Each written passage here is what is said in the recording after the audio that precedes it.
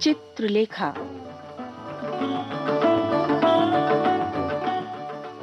हिंदी कथा संसार को नया आयाम देने वाले लेखक भगवती चरण वर्मा की रचना चित्रलेखा।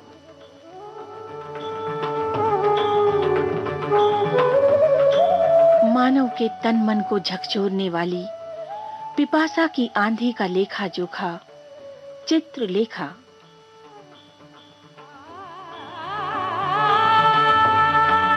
पिछली कड़ी में हमने पढ़ा, नारी शरीर के सहवास ने योगी के चिंतन और जीवन में एक हाहाकार मचा दिया।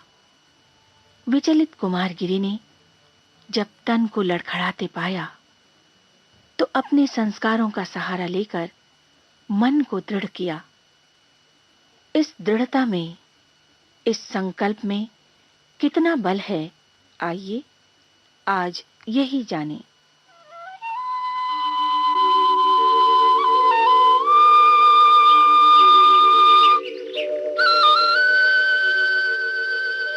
प्रातःकाल चित्रलेखा जब उठी, उसने देखा कि नित्य के नियम के प्रतिकूल कुमारगिरी सो रहे थे। वो बाहर आई।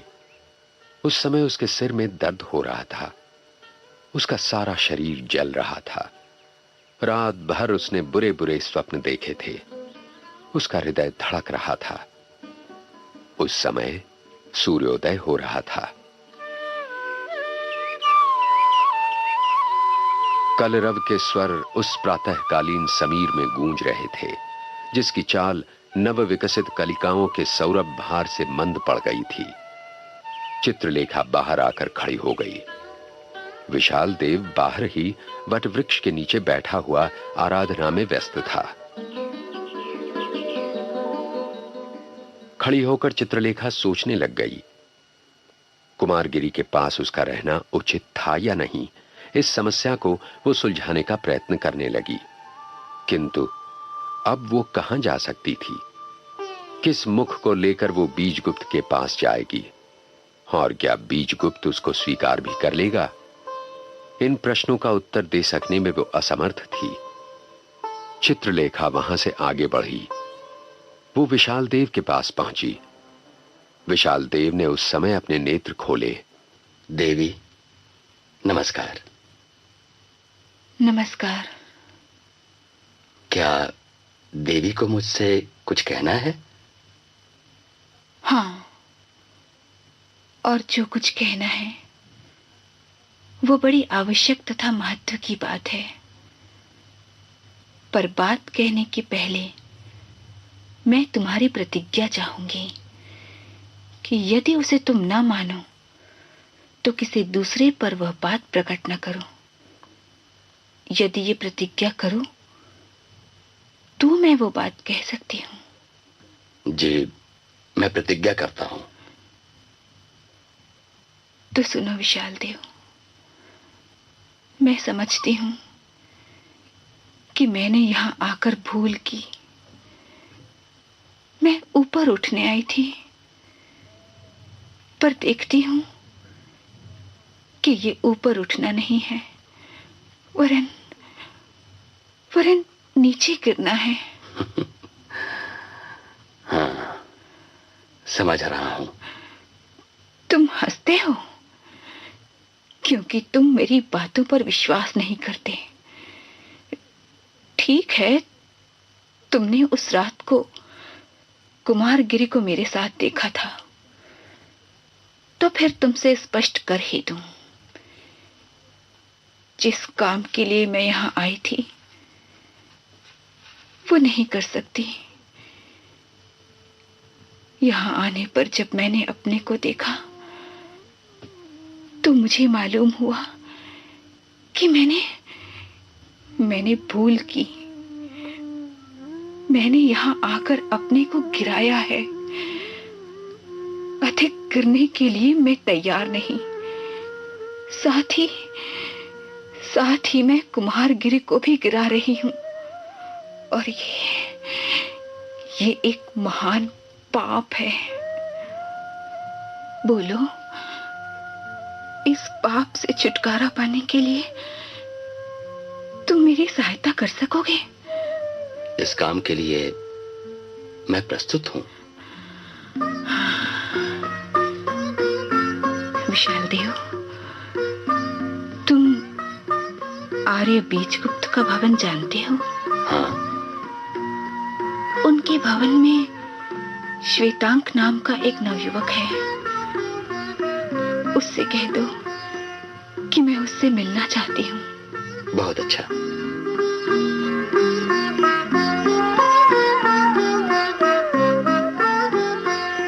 उसी समय कुमारगिरी कुटी से बाहर निकले। उनको देखते ही वार्तालाप बंद हो गया।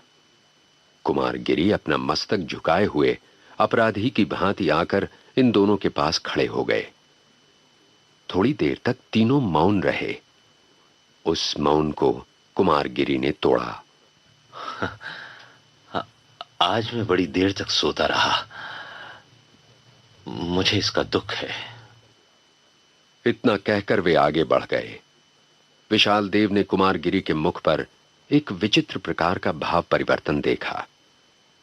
इस भाव परिवर्तन से चकित होकर उसने चित्रलेखा की ओर देखा।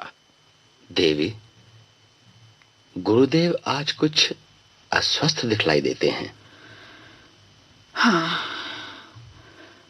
गुरुदेव अस्वस्थ हैं और उनकी अस्वस्थता का कारण यहां पर मेरी उपस्थिति है। विशाल देव, तुम्हें मेरी सहायता करनी होगी। मेरे लिए नहीं, अपने गुरुदेव के लिए। मैं करूंगा। आज ही मैं आर्य बीजगुप्त के स्थान पर जाऊंगा।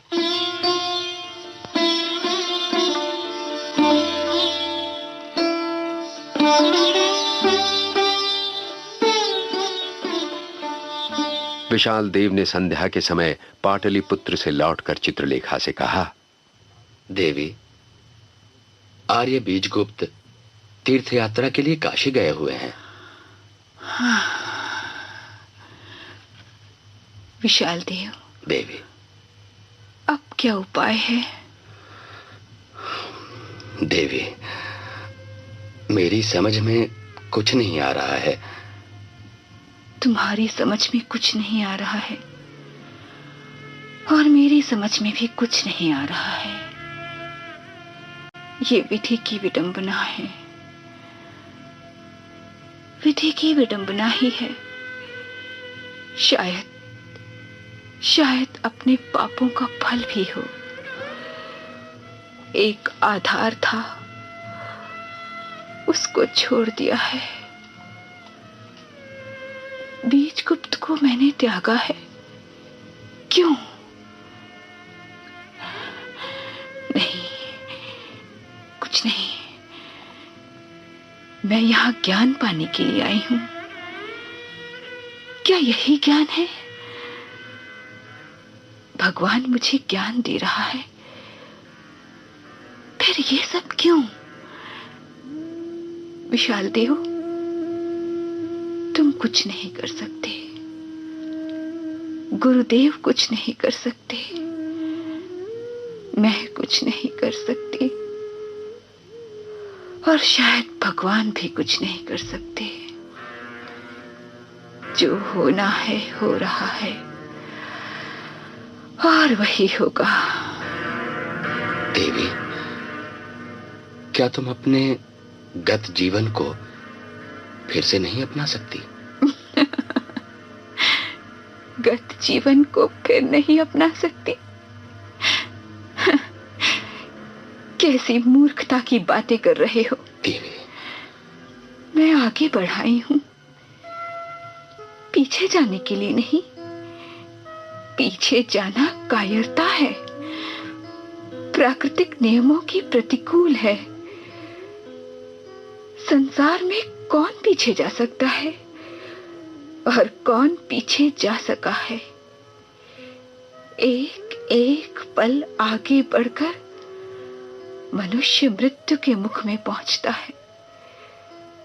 यदि वो पीछे ही जा सकता तो वो अमर ना हो जाता? आगे आगे, यही तो नियम है। पाप हो अथवा पुण्य।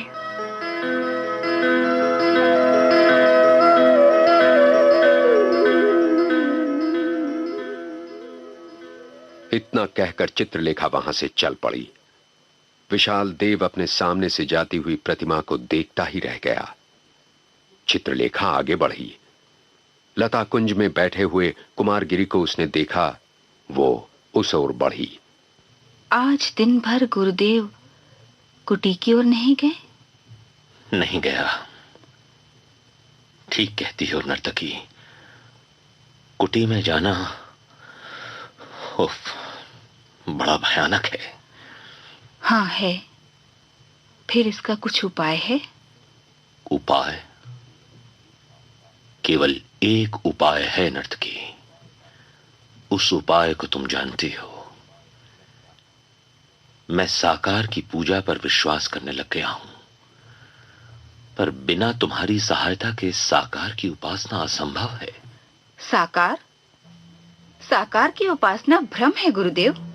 इसका निर्णय करना तुम्हारा काम नहीं है नर्तकी कि साकार की उपासना ठीक है या भ्रम है। तुम मेरी शिष्या हो, तुम्हारा कर्तव्य है कि तुम मेरी बात भूलो मत।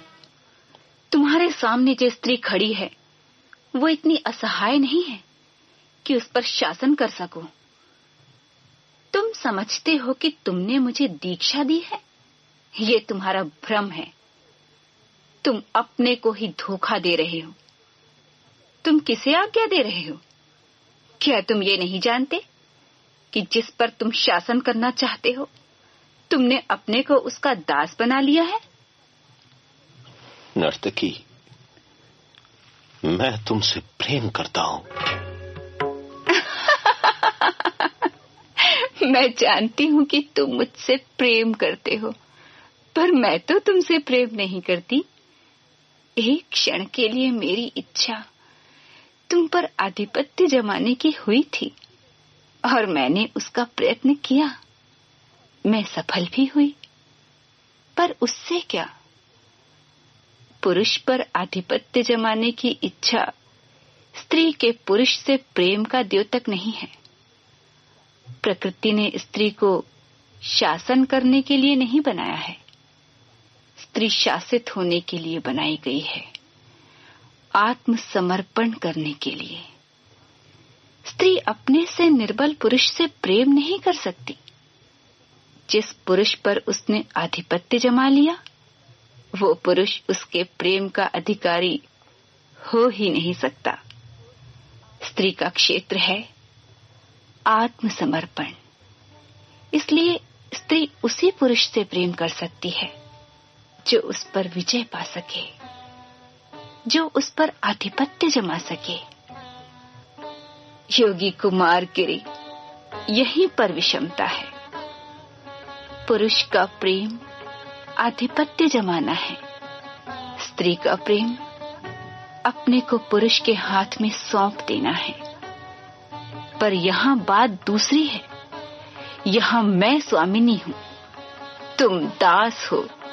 मैंने तुम पर आधिपत्य जमा लिया है। तुमने आत्मसमर्पण कर दिया है। किस बल पर तुम मेरा प्रेम चाहते हो?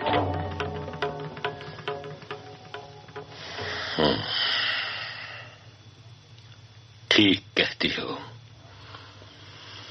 मैंने तुम्हें आत्मसमर्पण किया। मैं तुमसे निर्बल साबित हुआ। तुम्हारे द्वारा ईश्वर ने मेरा अभिमान तोड़ दिया, मुझको अपनी लघुता का आभास करा दिया। अब आगे कार्यक्रम क्या होगा ये मैं निर्णय कर चुका हूं। मैं तुम पर विजय पाऊंगा, प्रेम के लिए नहीं, केवल तुम पर विजय पाने के लिए, अपने को पतन से उठाने के लिए। विश्वास रखो, तुम कुमारगिरी को भविष्य में इतना निर्बल नहीं पाओगी। इसमें गुरुदेव की सहायता करना चाहती हूं मैं। किस प्रकार? मैं गुरुदेव का आश्रम छोड़ना चाहती हूं। जानती हूं कि मैं गुरुदेव के मार्ग पर बाधा के रूप में आकर खड़ी हो गई हूं। मैं ये पाप कर रही हूँ। यह असंभव है नर्तकी। तुम मेरा आश्रम नहीं छोड़ सकती।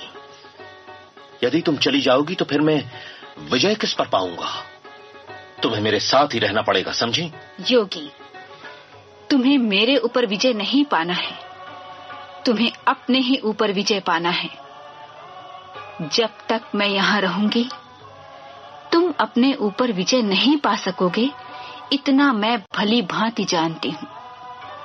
मेरे चले जाने में ही तुम्हारा कल्याण है योगी। नहीं, मेरे साथ तुम्हें रहना पड़ेगा। तुमने मुझे बहुत अधिक निर्बल समझ रखा है। तुम्हारे जाने से मुझ में विरोध की भावना ही नहीं रहेगी, तो फिर मैं अपने ऊपर विजय ही किस प्रकार पा सकूंगा? अपने ऊपर करने वाले प्रयोग का एक साधन मुझको चाहिए था। ईश्वर ने तुम्हें मेरे पास इसीलिए भेजा था। मैं असफल रहा, पर असफलता मेरा क्षेत्र नहीं है। जब तक मैं पूर्ण रूप से सफल न हो जाऊं, मैं तुम्हें नहीं जाने दूंगा, इतना याद रखना। नहीं जाने दोगे? क्या तुम मुझको रोक सकते हो? नहीं, तुम्हें मैं रोक नहीं सकता। शायद संसार में कोई भी व्यक्ति तुम्हें नहीं रोक सकता। निर्बल सबल को रोक सके, यह संभव है। मैं केवल तुमसे प्रार्थना कर सकता हूं, आग्रह कर सकता हूं, अनुरोध कर सकता हूं। इतना तो तुम मानोगी कि तुमने मुझे गिराया है। मैंने तुम्हें नहीं गिराया है, गिराया तो तुमने ही है अपने को। पर तुम्हारे पतन में मेरा हाथ अवश्य है। ठीक है, मैंने ही अपने को गिराया है और मैं ही अपने को उठा सकूंगा। पतन में तुम साधन हुई हो, तो क्या अब अपने को ऊपर उठाने में मेरे लिए साधन बनना तुम्हारा कर्तव्य नहीं है? हाँ, ठीक कहते हो। तो फिर क्या तुम मेरी प्रार्थना स्वीकार न करोगी? क्या कुछ दिन तुम मेरी साधना पूरी होने तक नहीं रुकोगी? कितनी अवधि चाहते हो योगी? अवधि?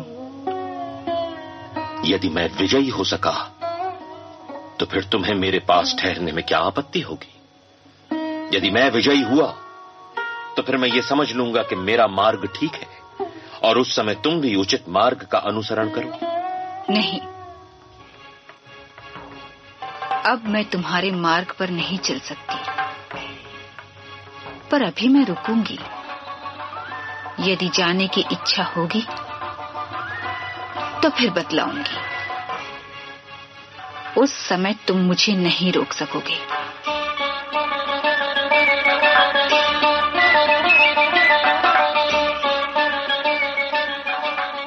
चित्रलेखा बीजगुप्त के जीवन से बिना उसकी इच्छा के चली गई थी। यशोधरा उसके जीवन में बिना उसकी इच्छा के चली आई थी। बीजगुप्त हंस पड़ा। जीवन उसके निकट एक समस्या थी। काशी के जनरव में बीजगुप्त ने अपने हृदय की हलचल को डुबोना चाहा था, पर यह न हो सका। केवल हलचल का रूप बदल गया। छाया चित्र की तरह उसकी आंखों के आगे से चित्रलेखा का चित्र हटकर यशोधरा का चित्र आ गया था। दुख की हलचल सुख के कंपन में परिणत हो गई थी। बीजगुप्त और उसके साथियों को काशी में आए हुए प्रायः 1 सप्ताह हो गया था। उस दिन संध्या हो गई थी। सब लोग एक साथ बैठे हुए काशी नगर के सुंदर दृश्यों पर वार्तालाप कर रहे थे। मृत्युंजय ने कहा, मेरी इच्छा होती है बीजगुप्त कि मैं काशी वास करूं, पर क्या करूं, विवश हूं। अभी गृहस्थी का जाल मुझको जकड़े ही हुए है।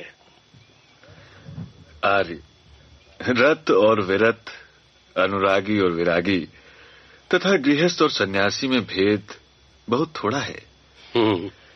और जो कुछ है भी वो नहीं के बराबर है। मेरी बात पर आर्य आश्चर्य तथा विश्वास प्रकट कर सकते हैं, पर जो कुछ मैं कहता हूं वो सत्य है। स्वामी, सत्य क्या है? क्या कभी ये जाना भी जा सकता है? परिस्थिति की अनुकूलता के दूसरे नाम को ही सत्य के नाम से पुकारा जाता है, और परिस्थितियां सदा एक सी नहीं हुआ करती। वत्स श्वेतांक, तुमने जो कुछ कहा यथार्थ होते हुए भी ये उस प्रश्न पर कोई प्रकाश नहीं डालता जो हमारे सामने है। आर्य बीजगुप्त देव, क्या तुम अपनी बात को अधिक स्पष्ट कर सकोगे? बात स्वयं स्पष्ट है। मनुष्य कभी वास्तव में विरागी नहीं हो सकता। विराग मृत्यु का द्योतक है। जिसको साधारण रूप से विराग कहा जाता है, वो तो केवल अनुराग के केंद्र को बदलने का दूसरा नाम है। अनुराग चाह है, विराग तृप्ति है। बीजगुप्त की दृष्टि अचानक ही यशोधरा की ओर घूम गई। यशोधरा की दृष्टि बीजगुप्त की दृष्टि से मिल गई। थोड़ी देर तक मौन का साम्राज्य रहा। उस मौन में निर्जीवता का सूनापन था। श्वेतांक को छोड़कर कोई भी कुछ न सोच रहा था। श्वेतांक ने अनुचित बात कह दी थी।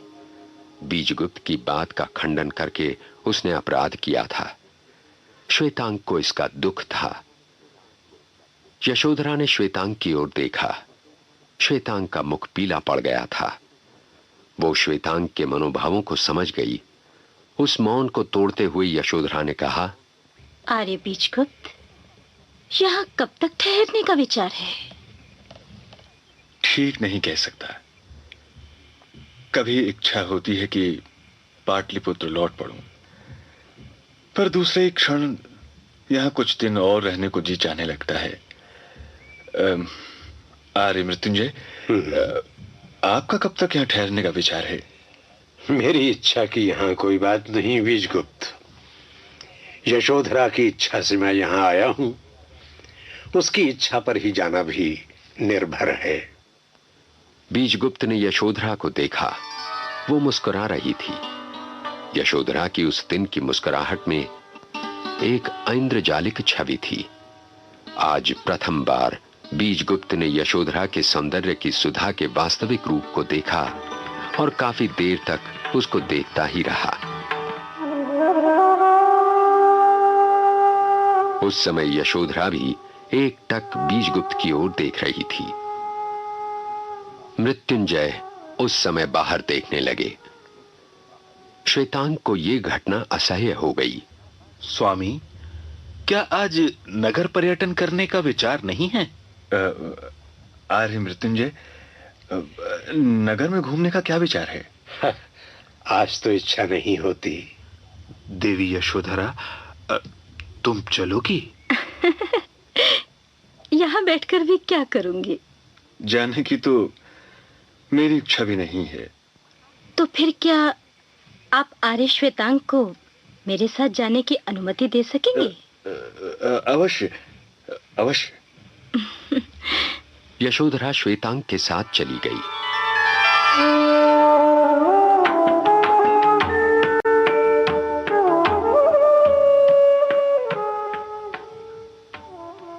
आर्य, आप काशी में यज्ञ करने वाले थे ना? क्या आपने विचार बदल दिया? हाँ, कुछ दिनों के लिए विचार स्थगित कर दिया है। एक बात नहीं समझ पा रहा हूं बीजगुप्त। कौन सी देव?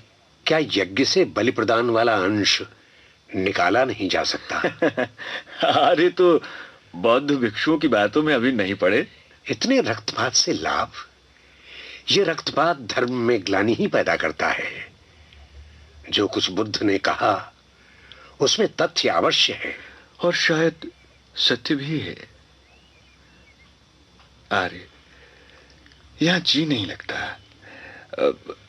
यदि नगर में घूम आवे तो इसमें आपको कोई आपत्ति होगी? चलने की कोई विशेष इच्छा नहीं थी, किंतु आपत्ति का कोई प्रश्न ही नहीं।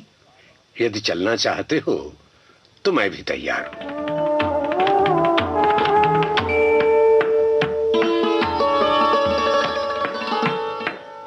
नगर के कोलाहल से ऊबकर मृत्युंजय ने गंगा की ओर रथ फेर दिया। गंगा के किनारे नौकाएं तैयार थीं। बीजगुप्त ने देखा कि श्वेतांक और यशोधरा एक नौका पर चढ़कर जाने वाले हैं।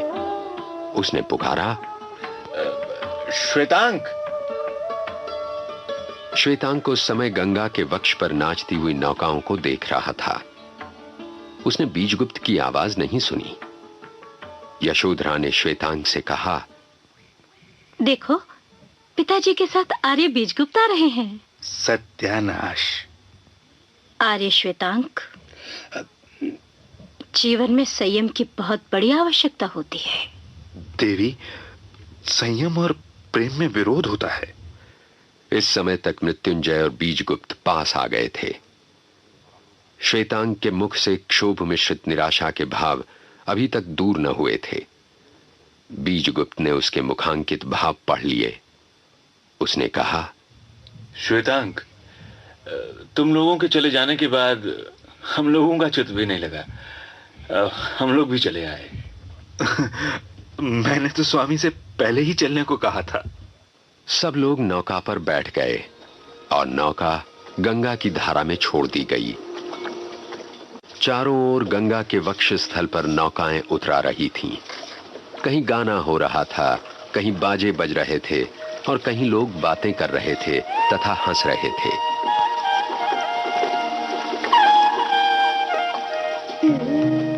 आर्य श्वेतांग, तुम्हें काशी सुंदर लगता है या पाटलिपुत्र?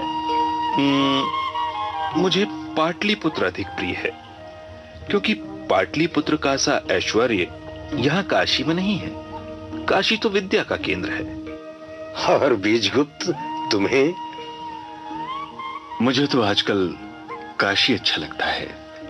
आजकल क्यों? देवी यशोधरा, किसी भी स्थान का प्रिय लगना परिस्थिति की अनुकूलता पर निर्भर है। हम स्थान को पसंद नहीं करते। स्थान तो केवल एक जड़ पदार्थ है। हम पसंद करते हैं वातावरण को, जिसके हम अभ्यस्त हो जाते हैं। प्रत्येक व्यक्ति को वो स्थान प्रिय होता है जहां उसका जन्म हुआ है, उसका लालन पालन हुआ है। सदा वहीं पर रहने से उसके मित्र वहीं पर बन जाते हैं।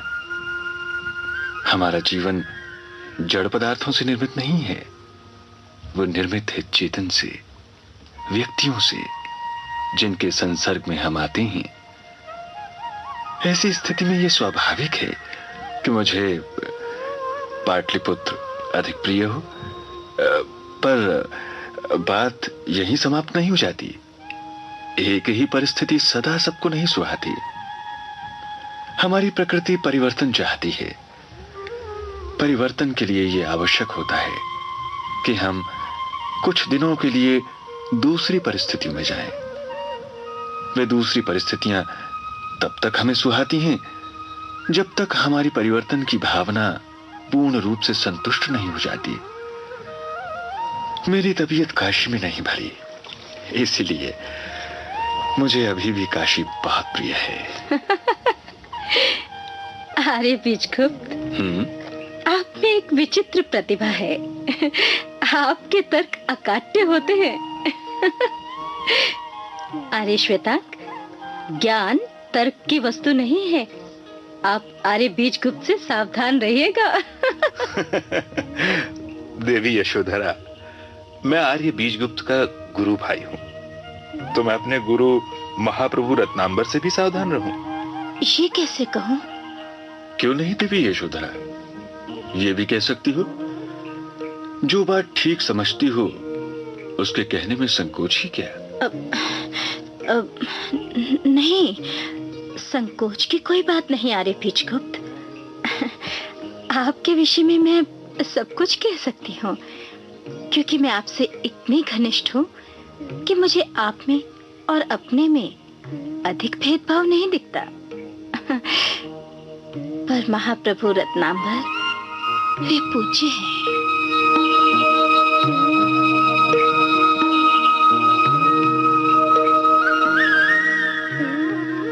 बीजगुप्त ने यशोधरा की ओर देखा। उसकी आंखें यशोधरा की आंखों से मिल गईं। दोनों एक टक कुछ देर तक एक दूसरे को देखते रहे।